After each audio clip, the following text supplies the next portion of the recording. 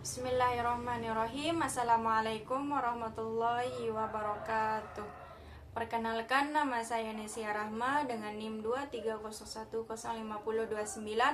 kelas 3B. Baiklah, saya di sini akan mempresentasikan makalah saya yang berjudul Analisis Isu Gender dalam Konteks Kebudayaan, Tantangan dan Solusi di Masyarakat Indonesia. Materi pertama yakni tentang pengertian gender. Gender adalah kata bahasa Inggris yang berarti jenis kelamin. Gender menurut Webster New World Dictionary didefinisikan sebagai perbedaan yang tampak antara laki-laki dan perempuan berdasarkan nilai dan perilaku mereka. Menurut para ahli yakni Encyclopedia of Women's Studies menjelaskan, gender sebagai suatu konsep kultural yang berusaha membuat perbedaan antara laki-laki dan perempuan dalam hal peran, perilaku, mentalitas, dan karakteristik emosional yang dibesarkan di masyarakat. Materi yang kedua yakni tentang peran gender. Ada 4 peran gender. Yang pertama itu peran produktif. Semua pekerjaan di kantor, pabrik, pertanian, dan lainnya yang digunakan untuk menghitung produksi bruto suatu negara termasuk dalam kategori pekerjaan produktif. Meskipun laki-laki dan perempuan keduanya terlibat dalam aktivitas produktif, masyarakat masih menganggap pencari nafkah sebagai laki-laki. Yang kedua yaitu peran reproduktif. Menurut Moser merupakan peran yang berkaitan dengan perawatan dan memelihara rumah tangga dan anggotanya termasuk melahirkan dan merawat anak-anak, menyiapkan makanan, mengumpulkan air dan bahan bakar, berbelanja, mengurus rumah tangga dan merawat kesehatan yang keluarga. Yang ketiga yaitu sosial kemasyarakatan. Dalam keluarga petani di Desa Lagadi, Kecamatan Lawa, Kabupaten Muna Barat, ada kegiatan yang harus diikuti oleh pasangan mereka. Suami mengikuti kegiatan sosial seperti rapat RT dan Jumat bersih, sedangkan istri mengikuti arisan. Penyebab yang ketiga yakni penyebab ketidakadilan gender dalam masyarakat. Yang pertama yaitu subordinasi. Perempuan dibatasinya hanya pada aktivitas tertentu dan diposisikan di bawah orang lain dalam tugas dan posisi sosial yang berbeda. Ini termasuk anggapan masyarakat seperti bahwa perempuan itu irasional dan emosional sehingga tidak dapat memimpin, yang menyebabkan sikap dan menetapkan mereka pada posisi yang tidak penting. Yang ketiga yaitu kekerasan.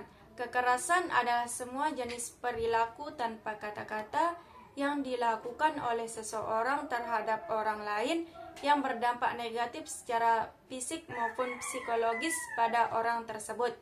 Yang keempat yaitu marginalisasi.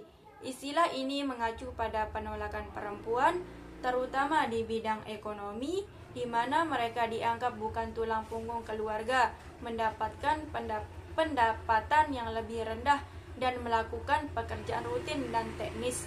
Yang kelima yaitu beban ganda.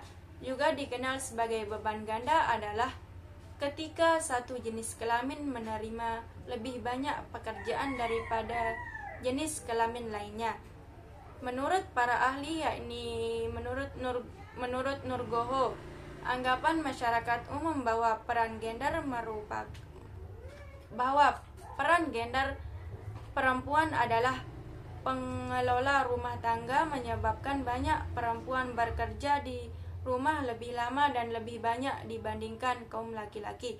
Yang ketiga yaitu pandangan masyarakat tentang seksualitas. Saat ini perilaku seksual menyimpang telah menjadi masyarakat yang sedang diperdebatkan dan menjadi subjek diskusi di setiap aspek kehidupan manusia. Untuk mendapatkan pengakuan dari berbagai bagian masyarakat, sebagian orang mengikuti aturan dan norma, mengutuk dengan tegas berbagai perilaku seksual yang menyimpang, dan hal ini mendapat ancaman dari orang-orang yang merasa dirugikan. Banyak orang tua masih menganggap tidak penting untuk mengajarkan pendidikan seksual kepada anak remaja mereka. Mereka percaya bahwa anak-anak yang sudah memasuki usia remaja secara alami akan belajar tentang seksualitas. Selain itu, sebagian orang tua percaya bahwa sekolah harus mengajarkan anak-anak tentang seks. Pandangan seperti itu mendorong remaja untuk mencari informasi seksual dari sumber yang tidak terkait dengan keluarga mereka atau tempat mereka belajar. Yang kelima yaitu cara mengatasi bias gender dalam pandangan Islam. Yang pertama yaitu secara teratur merevisi ayat-ayat Al-Quran dan hadis yang menunjukkan bias gender agar ajaran agama tidak digunakan sebagai alasan untuk memenuhi keinginan segelintir orang. Yang kedua yaitu kebutuhan daerah memungkinkan partisipasi perempuan dalam pendidikan informal seperti penyediaan fasilitas pendidikan dari tingkat kelurahan hingga kabupaten. Yang keenam yaitu pengaruh budaya terhadap pembentukan gender. Dalam masyarakat yang selalu terhubung ke sistem sosial, budaya biasanya memiliki beberapa sistem yang mempetakan antara laki-laki dan perempuan. Oleh karena itu, tidak seperti anak-anak atau perempuan, laki-laki dianggap memiliki otoritas dan menjadi pusat suatu organisasi sosial. Yang ketujuh yaitu cara mengatasi diskriminasi gender. Diskriminasi gender adalah tindakan tidak adil yang bertujuan untuk membeda-bedakan seseorang atau sekelompok berdasarkan karakteristik atau kategoris seperti ras, etnis, agama, atau keanggotaan kelas sosial. Diskriminasi gender adalah istilah yang mengacu pada praktik pembedaan gender yang didasarkan pada batasan yang sudah ada daripada kemampuan atau persyaratan. Yang pertama itu pendidikan. Pendidikan dapat membantu orang mengubah dan perilaku yang tidak sesuai dengan prinsip kesetaraan gender. Pendidikan tentang kesetaraan gender di masyarakat dan di sekolah dapat membantu mencegah kekerasan gender. Yang kedua yaitu pemberdayaan perempuan. Pemberdayaan perempuan dapat membantu mengurangi ketidaksetaraan gender dan mempromosikan kesetaraan gender.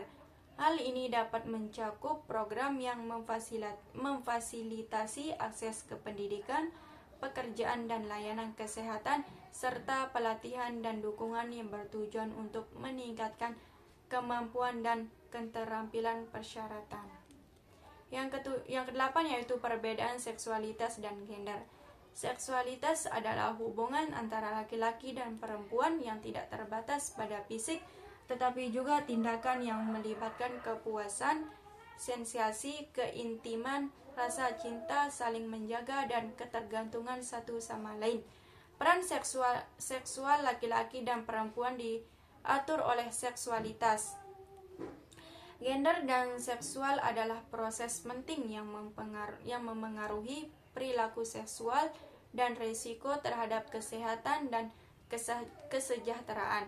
Namun pendekatan ini seringkali mengabaikan konteks kaum muda dan dampak perilaku dan nilai seksual dan produktif mereka. Sekian dari saya. Wassalamualaikum warahmatullahi wabarakatuh.